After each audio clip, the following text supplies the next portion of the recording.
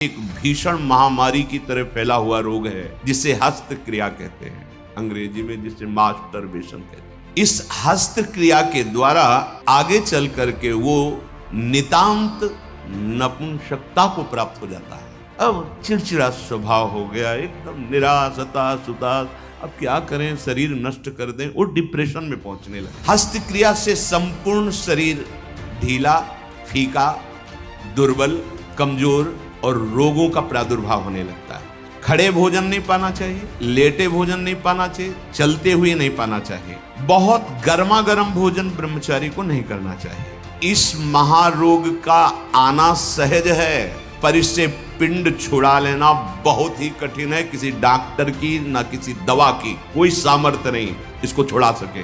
बहुत गौर से सुनना, और प्रायः इसको बहुत हल्के में लेकर के अपने जीवन को नष्ट किया जा रहा है। चाहे पुत्र हो या पुत्री, शिष्य हो या शिष्या, उसको ये बात समझावें कि ब्रह्मचर्य ही आपको लौकिक पारलौकिक उन्नति दिलाएगा। जैसे आप सुन रहे हो तो आपको एक चोट पहुंचाएंगे शब्द, ये आपको उठाने की कोशिश करेंगे। अगर आपने पकड़ लिया शब्द का सहारा तो उठ जाओगे, कोई औषधि नहीं बचा सकती। आप स्वयं बच सकते हो, आप में अभी भगवान ने सामर्थ्य दी है।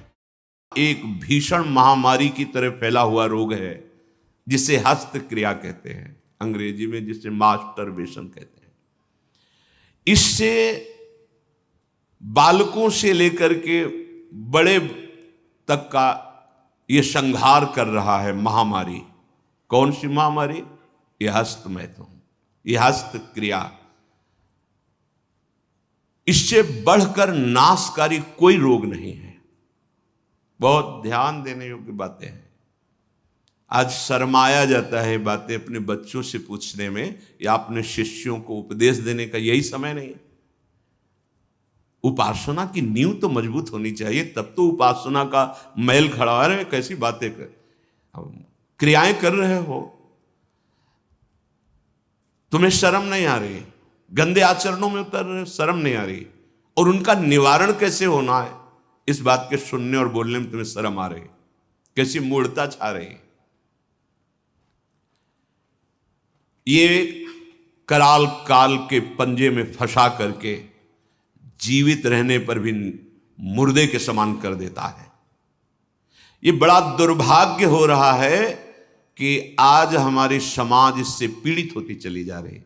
हितधाम में सायंकाल के समय कुछ समय चर्चा होती थी, तो जो पुराने हैं उनको याद होगा, 70-75 वर्ष के उन्होंने माइक में कहा था कि पूर्व बचपन की अभ्यास आज तक नहीं छूट पा रही, मुझे बचा लो। बड़ा आश्चर्य हुआ था कि इतना समय जब इस ब्रह्मचर्य के विषय में चर्चा हुई, उन्होंने सुना तो वो चूंकि कहीं ना कहीं पवित्रता हृदय में थी, तो बोल पड़े माइक में खड़े होके कि इतनी आयु है पर मैं ऐसी गलती आज भी करता हूं, अब मुझे बचा लो। इस महारोग का आना सहज है, पर इससे पिंड छुड़ा लेना बहुत ही कठिन है। किसी डॉक्टर की ना किसी दवा की कोई सामर्थ्य नहीं इसको छुड़ा सके। बहुत गौर से सुनना, और प्रायः इसको बहुत हल्के में लेकर के अपने जीवन को नष्ट किया जा रहा है। ये सबसे बड़ी क्रूरता अपने साथ तुम कर रहे हो यदि हस्त क्रिया के द्वारा अपनी जीवनी शक्ति को नष्ट कर रहे हो। आपकी नस नाड़ियों से जीवनी शक्ति निचुड़ रही है, ये तुम्हारा नाश कर देगी। इस क्रिया से जितनी हानि उठानी पड़ती है वो हम वर्णन नहीं कर सकते। ये अनिष्टकारी क्रिया खिलवाड़ में सीख जाते हैं बच्चे। एक 13 वर्ष का बच्चा, कुछ चिन्ह होते हैं जो पहले से गुरुजनों की कृपा साधन करने पर परिचय में आ जाते हैं कि ये स्त्री सहवास से वीरपात हुआ है या हस्त मैथुन से हुआ है। देखा, पहले तो मना किया नहीं, फिर जब और जोर दिया कि भाई इसमें तुम्हें लाभ मिल जाएगा अगर आप स्वीकार कर लो। हाँ, दिन में 3-3, 4-4 बार बच्चों का काम खिलवाड़, उनको खिलवाड़ लग रहा है। ऐसा लग रहा है कि बहुत अच्छा मार्ग मिल गया जिससे हम सुखी हो जाएंगे। दुर्दशा ये हो गई कि 13 और 14 वर्ष का बच्चा वो इतने बड़े रोग से ग्रसित हो गया कि लघु शंका करते ही जो महान शक्ति, उसका पतन। अब न भजन में रुचि, न किसी सेवा में रुचि, पागलों जैसी बात।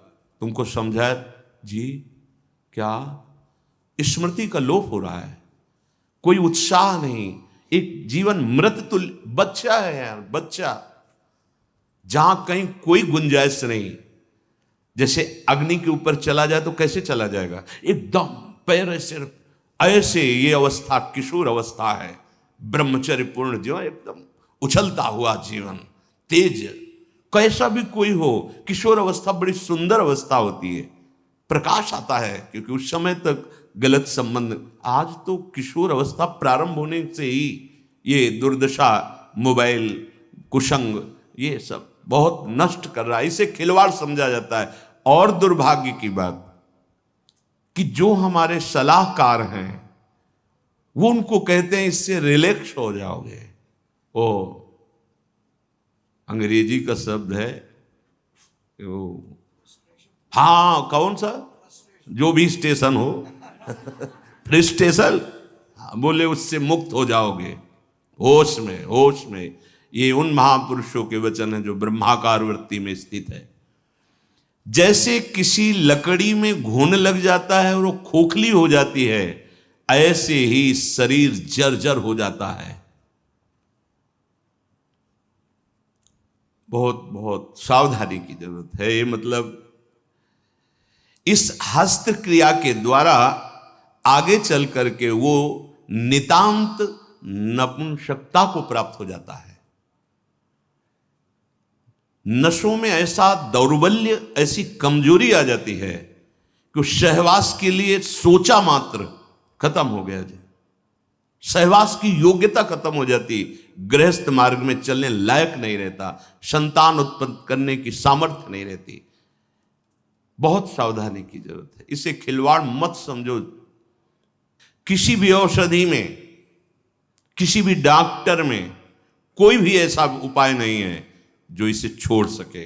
आपकी स्वीकृति ही एकमात्र है, सत्संग ही एकमात्र है, भगवत चिंतन, भगवत कृपा ही एकमात्र उपाय है कि इस महान रोग से, और ये वायरल की तरह फैल रहा है, जैसे कोरोना वायरल नहीं था ऐसे फैल रहा है। छोटे छोटे बच्चे जो अभी जानते भी नहीं, वो इतने से संस्कार पड़ रहा है, अच्छा लग रहा है। अब वो जीवन भर, अगर अभी तो नहीं, अभी सुधर जाए, नहीं जीवन भर नहीं रोक सकता, नहीं रोक सकता।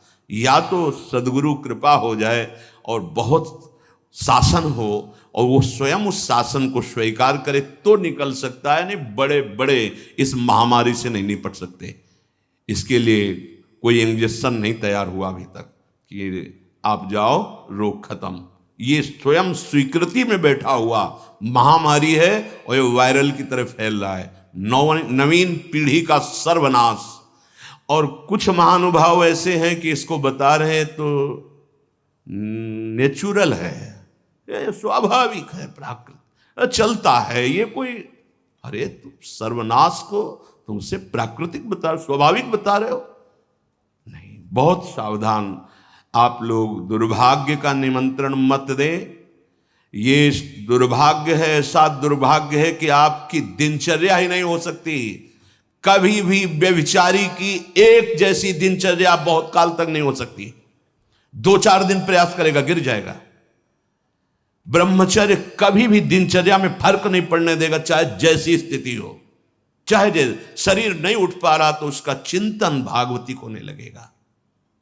इसलिए सामान्यता, जिसे हम बहुत सरल समझ रहे, बहुत सुख समझ रहे, इसको आप सावधानी पूर्वक बहुत ध्यान दीजिए। बहुत ध्यान का इसलिए विषय है कि ये नींव है हमारे अध्यात्म की, हमारे परमार्थ की।